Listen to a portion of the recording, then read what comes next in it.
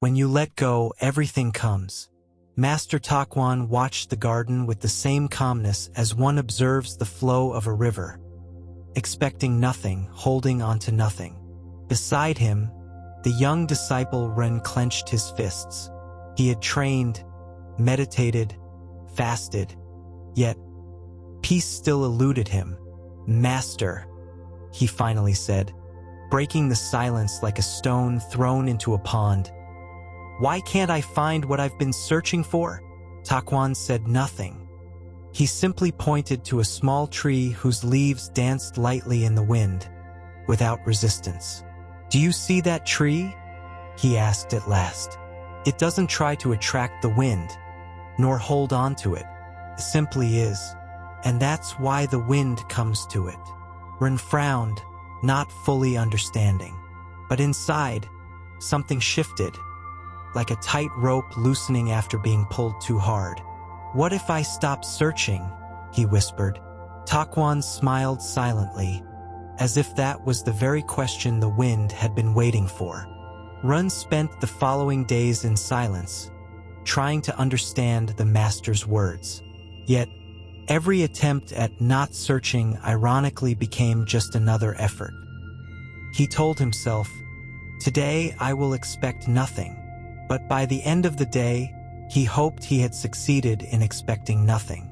And so his mind remained grasping, like a hand that, even when empty, stays tightly closed.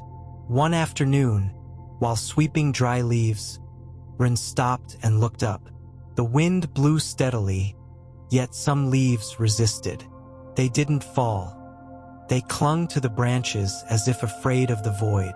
But those that let go danced. In that moment, he understood. It wasn't enough to say he was letting go. He had to truly let go. Let go of the desire to control. Even let go of the idea of letting go. Like a leaf that doesn't decide when the wind will come, yet is still ready to fly. That night, Ren approached Master Taquan while he was preparing tea. The young man carried questions in his heart, but this time he didn't speak them aloud. He simply watched. Taquan placed 2 bowls on the table. He poured tea into one, leaving the other empty. Then he looked at Ren gently. "A full bowl cannot receive anything. Which bowl are you carrying through life?" Ren lowered his gaze. Inside, he was filled with judgments, expectations, urgencies. He wanted to awaken, to understand, to arrive. But that very wanting was what kept him distant. "How do I empty my bowl, Master?" Taquan answered without words. He took the full bowl and poured it onto the ground. Then he held it again, completely empty, and smiled. Emptiness is not absence. It is space for everything to come.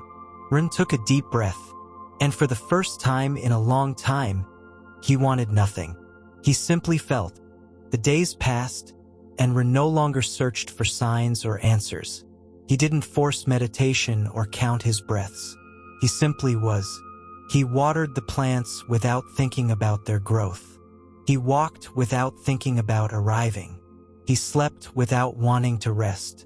One morning, while fetching water from the spring, he noticed the bowl didn't tremble in his hands. The water flowed clear without spilling. As within, so without, he remembered. He sat beneath the tree where leaves fell effortlessly, closing his eyes without trying, without calling for anything. He felt a deep, silent peace, a complete presence. It wasn't euphoria, nor revelation. It was something simpler, a return, being home without having moved. And then, right then, he understood. By stopping the search for peace, peace had found him. The silence of the forest had changed. Ren heard it as if for the first time.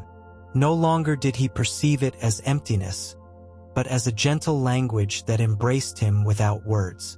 One morning, while gathering firewood, a warm breeze brushed his face. He was in no hurry, thinking of nothing but the sound of branches beneath his feet. For the first time in a long while, he didn't compare, analyze, or correct himself. He was simply present. In that moment, he felt something unexpected. Lightness. Not physical lightness, but inner. As if an invisible layer of tension had dissolved. As if all the questions that had chased him for years had vanished. Not because they were answered, but because they were no longer needed. He walked to the pond and sat down to watch. A leaf floated on the water, gently swaying with the rhythm of the surface. It had no direction, yet it was not lost. Ren felt the same. Like that leaf, carried by life, yet needing no grip. A phrase arose in his mind, not as a thought, but as a silent certainty. What was meant to come is already here. It has always been. I was just too full of myself to see it. Master Takwon, from the top of the path, watched him silently. And for the first time he said nothing. Not because he had no words, but because they were no longer necessary. The next day, while cleaning the temple's entrance hall, Rin saw an old man walking slowly along the path. He carried a worn wooden staff and a small bag slung over his shoulder. He bowed respectfully and asked for water. Rin offered him tea. They sat together under the eaves. The old man drank silently, unhurried. Then, in a gentle voice, he said, "Sometimes we walk half the world to find what we already carry within.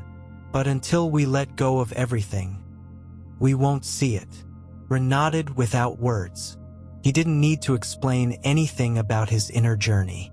The old man looked at him and smiled, as if he could see through the transparency of his soul. The earth doesn't hold onto the rain, and that's why it receives it. The heart emptied of desire is filled with miracles, he added. When the visitor left, Run remained staring at the empty tea bowl, still warm in his hands.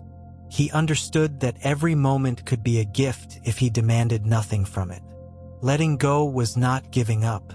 Letting go was trusting. And when you trust, life arrives without having to call it.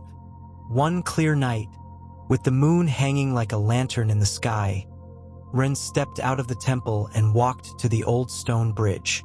From there, he could hear the murmur of the river flowing over the rocks. He sat down in silence. He remembered how, months before, he would have sat there anxious, waiting for a sign, an enlightenment, an answer to calm his restlessness.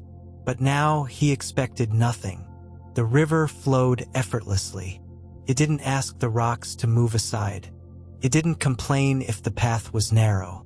It simply flowed, because its essence was not to fight the world, but to surrender to its shape. "That's life?"